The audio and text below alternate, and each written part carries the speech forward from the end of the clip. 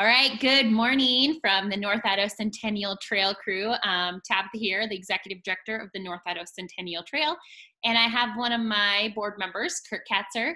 He is the sign guru, trail maintenance. He knows what's going on our trail, works with our city, Lane County, to make sure that our trail is well taken care of, that it's maintained, we keep it great. So I brought Kurt here to kind of chat about trail etiquette and some things that you guys need to be aware of. So Kurt, I'll let you take it from there. Okay. I guess I'd like to start by thanking a few people. First, I would like to thank Tabitha for inviting me to do this, and also for her amazing work on the foundation. So just want to get that out. Thank you. I'd like to thank all the trail users that currently do practice good etiquette out there. And, you know, it's extensive. So thank you to them. Also, thank you to all the people that are practicing safe social distancing at this time. So let's keep that out there. And then there's another group, and they're sort of a silent group of people who pick up garbage, they sweep glass off the trail, they do all these things, and they really, and I've talked to some of them and they don't want any recognition. Right. And we just need to know that, you know, there is that group out there. So thanks to them as well. So as you travel along the trail, we have, everybody's probably stopped where you have the big map and it has all the stuff on the trail on it. Well, listed on there are our trail rules. And so there are 11 trail rules, and there's 5 other thoughts. And you'll be happy to know that I'm not going to cover all those. There's just a few that I think if we take to heart, with the trail use always increasing. We know that. More people moving here, more people using the trail. It's great. But it also is going to require us to be safer on the trail. So the first thing, and fortunately, which is listed as number 1, is to keep right except to pass. Okay, it's very clear. So it doesn't matter if you're walking, you're running, you're on your bike, whatever. You should be on that right side of the trail.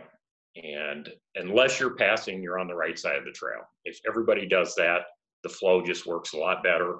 And one thing, if you're in a large group, try to just envision that there is a center line on the trail all the time. And if you can keep your large group on that right half of the trail, it will really help the flow of things. So the second, probably most important thing that I think needs to be addressed is notification by cyclists to walkers, joggers, whatever, when they're passing. I agree 100% on that one. As a runner, I agree completely on this one. Yep. So we've been starting to, I think there's a couple things you can do. You can get a bell, all right? And I used to notice early on having a bell that you would ring your bell and people would look all over. They didn't even really understand what a bike bell was, the purpose of it was. But I think that's gotten better. People recognize the bell. And the other is a audible warning, and that is passing on your left. So if someone comes up behind you or you're coming up behind someone, just tell them that you're passing on their left. And then move back over to the right side. And I think, you know, it'll be really helpful. Huge. Yeah, I agree 100%. Just a couple more. Keep in mind also for the cyclists that the trail speed limit is 15 miles per hour. So as long as we, you know, excessive speeds on the trail, especially with it getting, you know, busier and busier, just really work that well. Probably next would be, and our rule actually says that animals need to be leashed.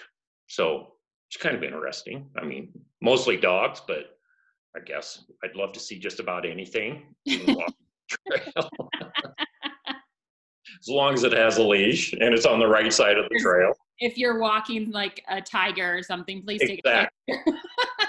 Share it. Yeah, if you do, please post that, tag it to the Trail Foundation. We want that. So, and then cleaning up after your animal, whatever it is, cleaning up behind them. Yep, we would really appreciate that. And just a couple other things to keep in mind, and that is when you are crossing streets, vehicles do have the right of way. So keep your, be aware of what you're doing. And generally, cars are pretty good, but just keep that in mind. And also, pedestrians have the right of way. So in that tier of, responsibility, let's, keep that in mind. Perfect. Yeah. Quickly before we finish up, I want to touch on vandalism as well. We've had a couple vandalism right before the quarantine. I know we had a couple sign damages. I guess, what do we tell our public about the vandalism besides, definitely report it to us, because then we can do what we need to.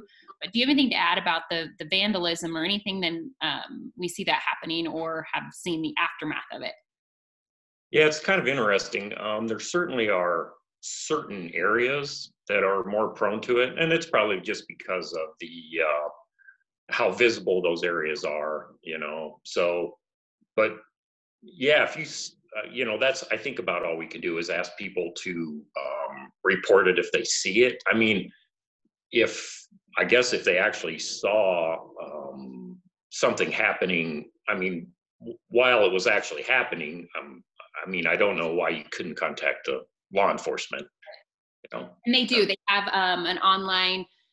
they have a non-emergency line, and they have an online stuff that we've done before. But our law enforcement, we love them, but they're very busy. But I think the more people report it, the more people talk about it, and we get it out there, the more they're going to pay attention to it too. Absolutely. Yep. Very important. So, yeah. So I'm going to close with have fun, be safe, and stay healthy. Thank you so much, Kurt. I appreciate you, and keep doing the great stuff you're doing for our trail. Thank you.